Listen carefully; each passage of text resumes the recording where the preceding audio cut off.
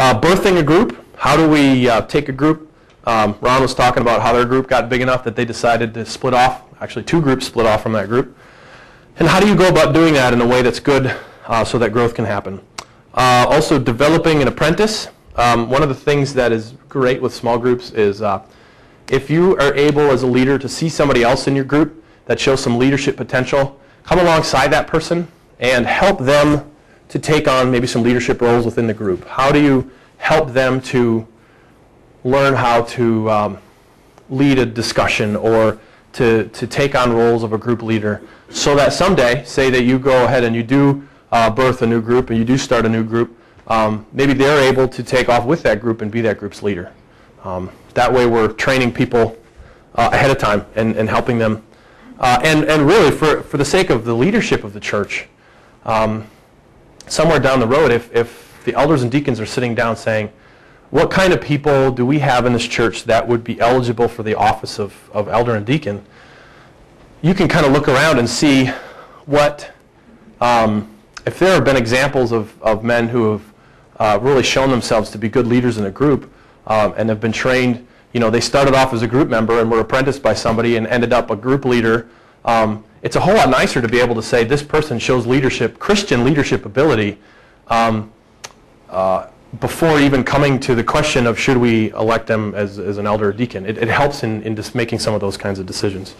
So, Bible study skills. How do we study the Bible so we can lead our lessons well? And spiritual formation practices. Things like prayer, Bible reading, fasting. Not one we like as Americans all that often. Meditation.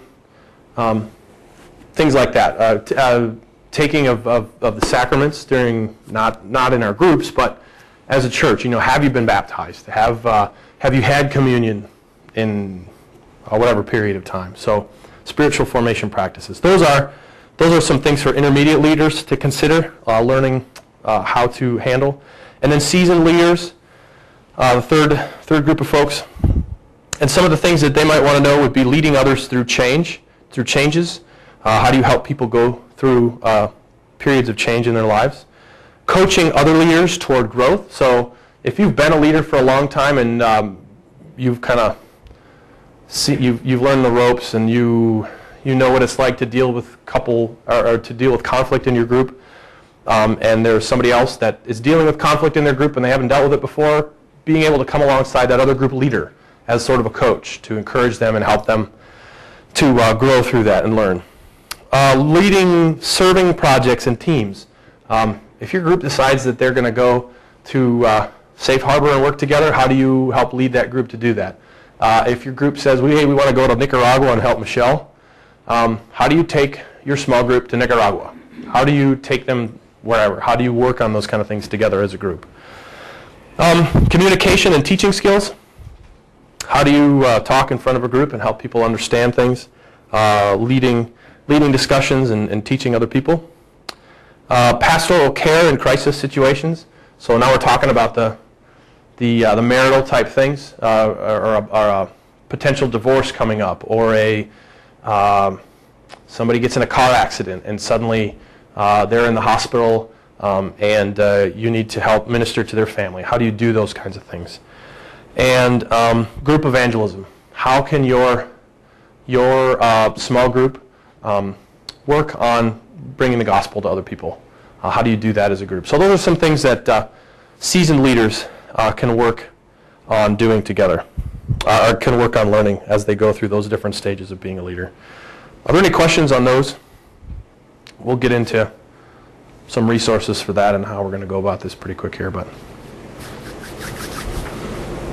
any thoughts on those topics, those kind of things? Do they sound like things that you would want to know for the sake of your groups? Do they sound like helpful things to learn? Okay. All right. The next thing we're going to do is we'll just talk about some resources that are available to you. There are lots and lots of books on small groups. What I'm going to try and do is we're going to talk to June Verveldi and see if she would be willing to get some of these small group books and stick them in a section of our library so that if you are interested in learning the 7 deadly sins of small group ministry, that's sort of a big picture ministry type book, but it's very helpful on the group level. You could go to our church library and find a copy of the 7 deadly sins of small group ministry. You could find some of the other books, for example, that are out there. Building a church of small groups. This is it's kind of on the pastoral level of how do you integrate small groups into your church. Well, that's not the way they would put it, but how do you make your church a church of small groups rather than a church with small groups? In other words, your church's whole way of looking at things and doing things is based on small groups. And this is sort of it's not the Bible of small group ministry, because the Bible is the Bible of small group ministry, but you know what I'm saying. This is the one that people always look to if they're looking to get started and figure out what are small groups and why are they beneficial. It gives a great biblical blow-by-blow on biblical examples of small groups and things like that. For you leaders, this book, Leading Life-Changing Small Groups by Bill Donahue, I was going to format our training based on this, but we had more important things to cover as far as specifically our church. This is a general how to be a good small group leader, and the 7 chapters are small group philosophy, so kind of like what we've been talking about today. Small group leadership, how to be a leader, leadership responsibilities, developing apprentice leaders. Number 4 is group life, conducting meetings, shepherding members, multiplying your ministry, in other words, birthing groups and all that kind of stuff. And finally, starting small groups in your church, which is what we've already kind of been doing. So this is a great resource. I'm going to try and have this in the library. This one is sort of the next level up, is coaching life-changing small group leaders. This is for it's kind of a seasoned leader type of issue. Now understand these are both by Willow Creek people, and Willow Creek's model is they have small groups. Each group has a leader. Each leader is assigned a coach, and those coaches are like leaders to the leaders. And then each coach has like an area, I don't know exactly what they call them, area pastor or area. They're people who are either ordained or are sort of, you would sort of consider them a pastor. I don't know if they have to be ordained technically or not, but and then after that you have the leadership of the church. So they have a number of different levels. Now coaches, like I said, are the leaders of the leaders.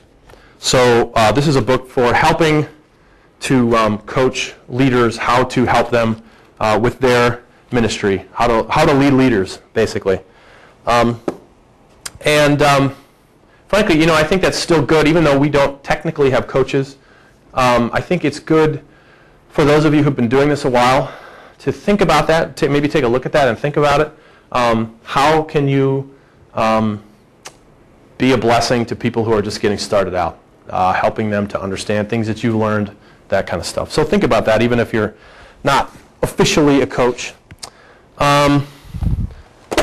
We've got, now this isn't everything that's going to be in there or whatever.